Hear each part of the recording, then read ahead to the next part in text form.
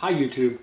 I wanted to take a moment and just thank everyone who commented on my last video where I was talking about having a bummer day at my dad's place for their kind comments, and I really have to say what a wonderful community.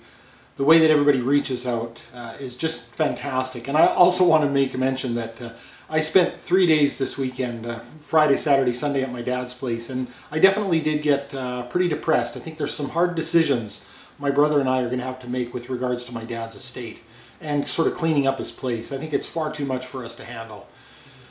And he called in sick this weekend. He wasn't feeling well, and I kind of feel like it's probably on his part, his body kind of not wanting to come out and face what's got to be faced at my dad's place. And I'm fine with that. I feel for my brother because he was with my dad right up until you know, he was with him only a week or so before he passed, and I haven't had communication with my dad since the year 2000 because of his mental illness and the fact that he sort of took a run at me, and I had to remove myself from his you know, from our relationship for safety of myself and my family.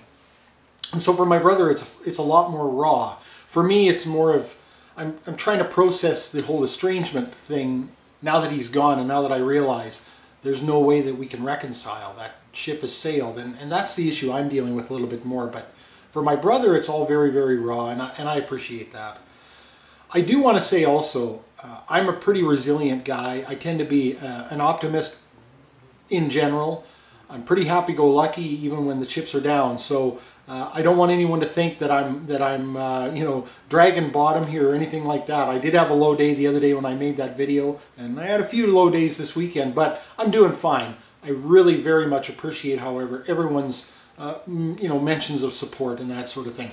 What I wanted to talk about today is something that I was thinking about. Obviously, I'm thinking a lot about my dad, and I've been going through a lot of pictures, developing a photo collage for his brothers and sisters, and for my brother and my mom, and for my daughter as well, you know, that she can see, you know, more of who her grandfather really was, because unfortunately she was removed from having a relationship with him as well. And so she, you know, was only 8 or 9 years old the last time they saw each other, and she's a woman now, you know. So I think it's important for that. And I was really struck today. I was thinking a lot about, you know, mental illness, specifically bipolar disorder, but really any mental illness that causes separations in families and people. And I was thinking about the causes of mental illness. I was thinking about adverse childhood experience, and just all these things all bundled up at once. And I'm of the mind that I understand there's probably nature and nurture components to any mental illness. I'm sure that there are people who have more or less degrees of one or the other, you know, some sort of an actual physical brain chemistry or function problem, and then people who have unprocessed trauma that they've never really, you know, been able to deal with. And I think for my father, I think a lot of it was unprocessed childhood trauma that led to his bipolar disorder later in life. Now that might seem odd, but there are a few characteristics of his disorder late in life that sort of lead me to that conclusion. One of which being his symptoms. He started to show symptoms of bipolar disorder, sort of the early warning signs, nearly the time that his father passed away. And I think that's really critical. I remember hearing somewhere once that when the main proponent of the violence, or when the main you know, harmful character suddenly is gone, that can sometimes trigger a response in somebody. And of course, my dad's dad was fairly violent with his kids. You know, he would definitely lay whoopings on them, and there was even I think some interplay between my dad's parents. His mom would sort of play off that, hey, wait till your father gets home, and she would sort of set them up and then tell on them, sort of thing, when their father would get home. And so there's that. Of course, I think my father never really dealt completely with his childhood. In fact, I'm not sure that his childhood ever really was. And in some ways, he was always a scared little boy, even though he was a very imposing 6'2" or 3 something inch figure with a big beard, and he was a big man, a booming voice. he was still a child inside in many ways. And some of the evidences of that were when I was born, my mother recounted how he seemed threatened by my presence. I mean, this little bundle of joy, right? This little infant, and my father was troubled by my presence. And I think this is the case actually with a lot of dads sometimes, especially if they have, I think, unprocessed childhood issues, is when a child comes along, because they're still a child themselves in some respects, they see that as a threat. This is competition. And this actually carried on through my entire life. We've always had a little bit of friction, my dad and I. And he never was the kind of dad that takes me, out to, the Little League games or out fishing or these sorts of things. We were never that close. He wasn't violent with me, which I will be forever grateful for. He did end that cycle of violence. We lived remotely, and my mom was pretty small by comparison. If my dad wanted to be violent with me, he could have done it, at least for a period of time anyway, before maybe my mom would have gotten us out of there or something. But he didn't do that. Another instance that really seems to strike home with unprocessed childhood issues for my dad was apparently after I was born, not long after. His father came unannounced to visit. Of course, he wanted to see his grandchild, and apparently, according to my mom, when the doorbell rang and my father opened the door, he looked like he had seen a ghost. He ran away from home, or left home, I should say, when he was 16, put himself through college, finished high school, put himself through college, got a master's degree, and by that time was a large guy. He was thinner built at that age, but he was still certainly big enough that he could handle himself in the face of his father, who used to beat him or whatever, but yet he was frozen. I think that's quite telling, that as an adult man who's now a father himself, and his father comes to the door and looks like he's seen a ghost and is sort of frozen in inaction. And so I do think that a lot of these unprocessed traumas followed him through his life. And when his father finally died, when the tormentor was finally gone, that seemed to set off a bit of a chain reaction. And unfortunately, it just got worse, to the point where when he took to warring against me, I think to my mom at one point on the telephone, very, very outraged, he said, that boy has been out to get me since the day he was born.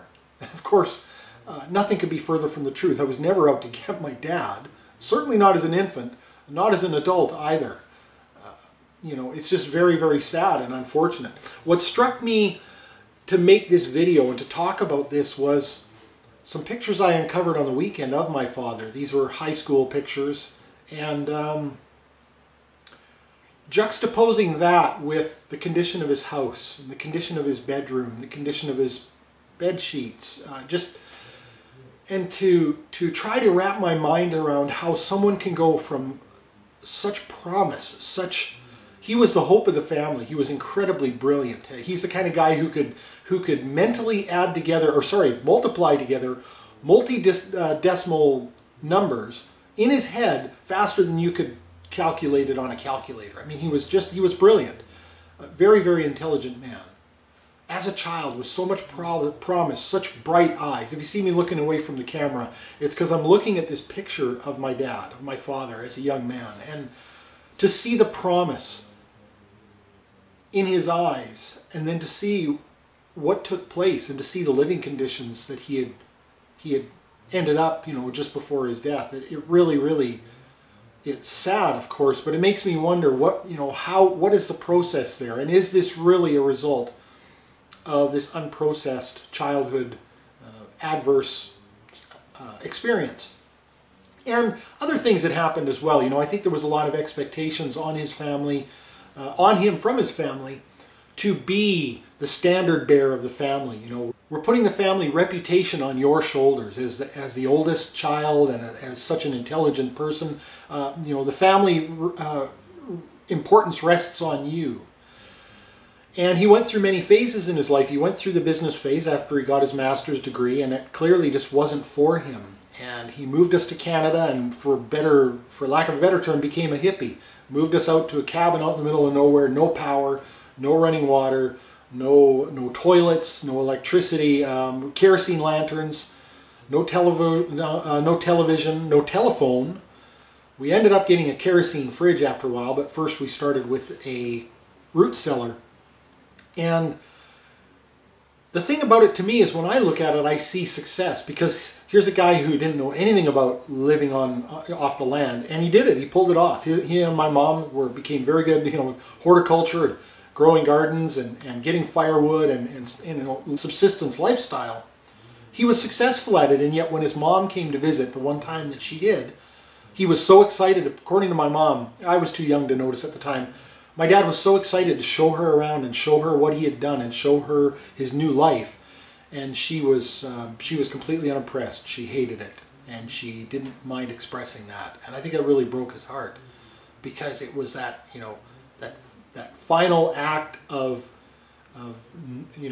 non-acceptance. And it's really, really sad. And he struck out. He found his own path. He went on his own and did his own thing, and he got nothing but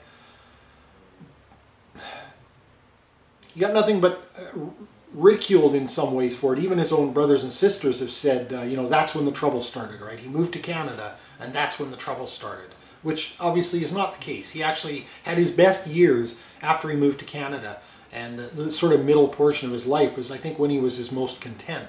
Unfortunately, I think there were ghosts that were yet to surface, but he was content in the middle portion of his life. I've got lots of photos of him having a great time and really enjoying himself, and I'm grateful for those. And his legacy, of course, the wonderful thing about his legacy is that it lives on in me and my daughter. I never felt the pressure. My parents never pressured me to uphold some sort of family tradition or anything like that. So I was able to go out on my own and do my thing without any feelings of pressure that the family heritage rested on me somehow to carry it through, to fulfill it.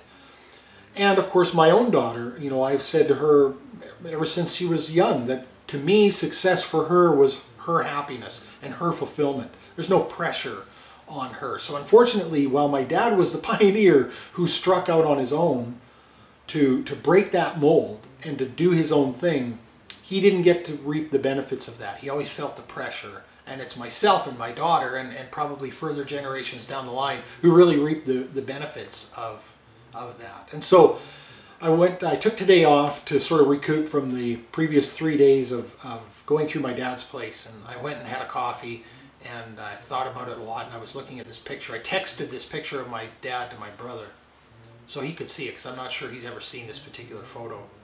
And I was just overwhelmed. I was overwhelmed with the sense that I would give anything to be able to go back in time and, in a sense, mentor my own father as a young boy. I can just see the promise in him, and I wish there was a way that I could go back in time and, of course, end the trauma for him, pull him out of that situation. Naturally, I understand, ripple effects being what they might, I might not exist. If that were the case, he may have chosen a different life. But I was really just overwhelmed. I am overwhelmed with compassion for my dad in looking at these pictures of him as a young man, as somewhat, maybe not a blank slate, but certainly far less written on slate, with all the compound issues that happened over his lifetime. And I realize that this is just my way of processing all of this, is to go back and really feel the sense for who he was and what his potential was. And I don't want to say that he never accomplished anything or his life wasn't fulfilling, because he did accomplish a great many things, and I think there were parts of his life that were very fulfilling for him. But he really got robbed, I think, and I wish there was some way that I could have gone back in time and mentored him the way that he deserved, and gave him the attention that he deserved, and the support that he deserved, and the affirmation that he deserved of what kind of character he really was. Because in his life, if you knew my dad, you'd know that he was soft, in some ways, with a booming voice, soft-spoken. He had good intentions. He was a good, kind person. He did not wish to seek to ridicule anyone. He was a champion for the underdog. And, there were There were some not so pretty things mixed in there as well. But I think overall my dad was a really good person, and I guess right now I'm feeling that sense of compassion for my dad, and I really just wanted to share that after having had a little bit of a bummer weekend, and to let you all know that despite my emotions at the moment, I'm doing just fine. Thanks very much for watching.